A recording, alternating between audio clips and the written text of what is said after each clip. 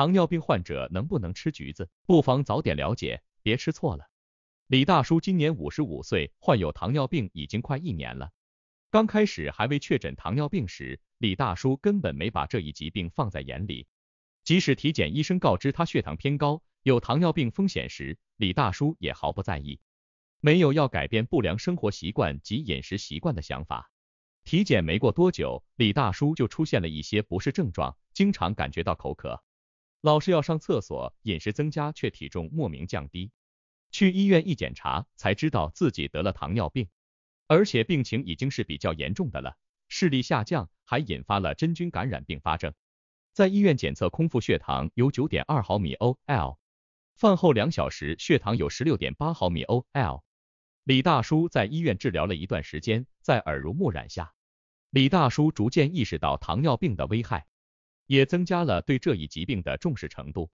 李大叔慢慢的改变了不良生活方式，比如高糖饮食、体力活动过少、抽烟饮酒等，这些其实就是引发李大叔患上糖尿病的原因。出院回家后，李大叔也积极对抗糖尿病，每次测量血糖的结果都在往正常值靠近。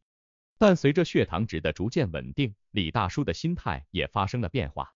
李大叔开始抱有侥幸心理，偷偷吃各种零食，特别是橘子。李大叔本来就喜欢吃橘子，砂糖橘小小的一个，一吃就停不下来。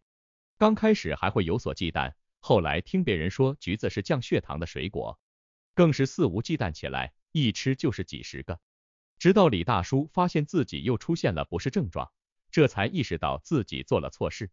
这时候测量空腹血糖已经达到了 9.0 毫米 OL。李大叔怕病情加重，立马去了医院。到了医院，医生仔细询问了病情。一开始李大叔还不想说实话，医生，你快帮我看看，我也不知道怎么回事，血糖突然就升高了，这不会有很大影响吧？医生见过很多次这种情况，大部分患者都不会将责任怪罪在自己身上。医生在询问的间隙，其实也发现了李大叔指甲里因吃过多橘子而留下的痕迹，但医生再次表明不要隐瞒事实时，李大叔才吞吞吐吐地说，我可能是吃多了橘子，听别人说橘子是降血糖的，一吃就多吃了一点。医生说，橘子含糖量是比较高的，不适合糖尿病患者过多食用的。除了橘子外，医生还与李大叔说了很多糖尿病患者食用时需要注意的食物。李大叔连连点头，也意识到自己真的做错了。后续李大叔经过系统治疗，不适症状消失，血糖也降了下来。糖尿病患者可以吃橘子吗？是升血糖还是降血糖？想必糖友们不太了解，今天借着李大叔的例子，我们不妨早点了解，别吃错了而导致血糖增高，不利于糖尿病病情控制。1. 糖尿病人吃橘子是升血糖还是降血糖？橘子是一种很常见的水果，很多农村家庭都会种植橘树，每年秋季开始成熟，满树金黄色的橘子让人忍不住摘下来尝一尝。在冬季，橘子是很多人爱吃的水果，过年时大家都会购买一箱箱的砂糖橘，小小的一颗，一吃就忍不住吃好几个。橘子有多种品种，丑橘、砂糖橘、贡橘、蜜橘等，不管是哪种橘子，它浑身都是宝，都有利于身体健康。比如橘子皮，橘子皮晒干后就是我们常说的陈皮。陈皮作为药材，有着治疗痰湿不化、咳喘痰多等病症的作用。陈皮还可当作食材，一是用来调味，增加食物的口感；二是还有着健脾开胃的功效。橘络是我们扒开橘皮后撕下来的白色网状的丝络，因为尝起来有苦味，很多人吃橘子时特意将这些橘络挑出来丢掉，其实它是有利于身体健康的。橘络中含有一种叫做芦丁的物质，它可以维持血管弹性，减少血管壁的渗透性。橘核是我们吃橘子时常丢弃的部分，橘核一般建议用来沏茶饮用，与茶水融合，还能起到调味的目的。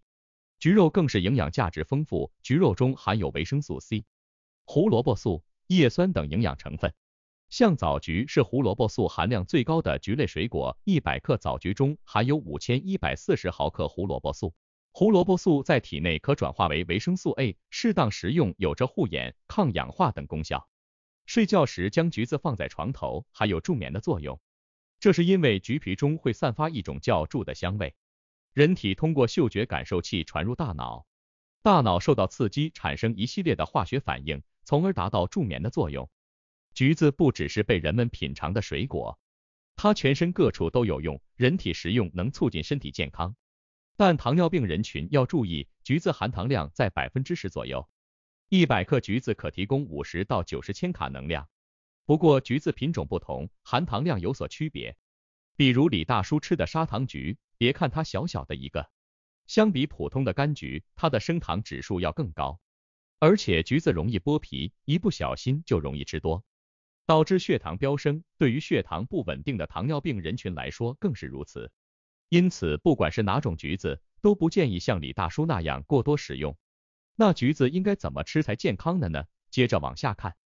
2. 要想健康，应该怎么吃橘子？吃橘子要控制好量，不然容易变成小黄人。很多人冬天因吃太多橘子导致皮肤变黄，这也与橘子中富含胡萝卜素有关。体内胡萝卜素过多，短时间内无法完全代谢，就会被储存到皮下脂肪，皮肤表面颜色开始变黄。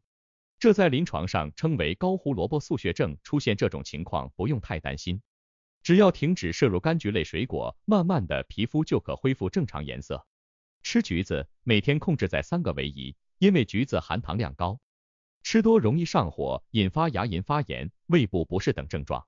因此食用完后要及时清理口腔，牙齿上残留的食物残渣，用清水漱口。糖尿病人更要减少摄入量，注意摄入的时间，建议在餐前1小时或餐后2小时摄入。摄入过多时要及时减少其他高糖食物的摄入量。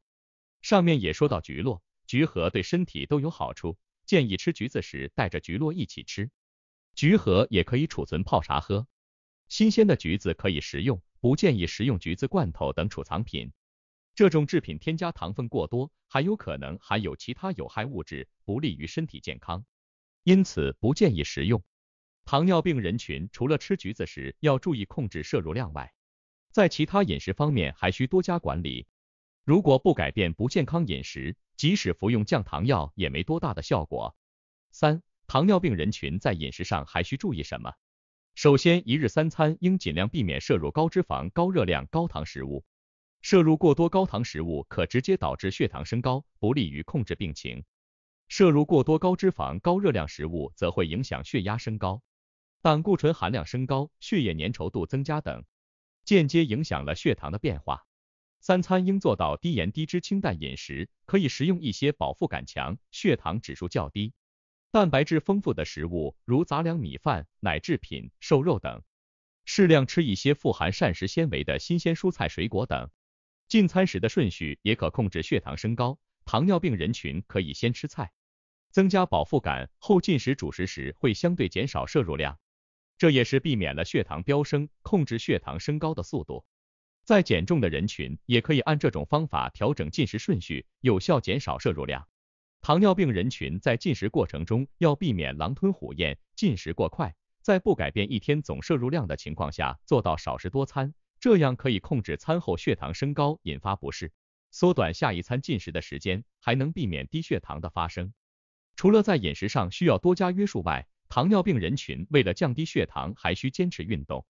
运动过程中可消耗能量，降低血液中的葡萄糖水平，有效控制血糖，还能增强体质，提高免疫力。不过糖友们要注意，不宜早上空腹时运动，容易引发低血糖。糖尿病是一种慢性疾病，需长期服用降糖药，甚至是终生服药，因此在服药时要谨遵医嘱，切忌自行增减药物剂量、换药停药等。在服药的同时，还需自我监测血糖，记录血糖值的变化，有明显升高或不适时，及时去医院就诊。患上糖尿病不仅仅是吃橘子时需要注意，在整体饮食、用药、监测血糖、运动等方面都要用心管理及改变，正确认识糖尿病这一疾病，提高控制糖尿病病情的意识。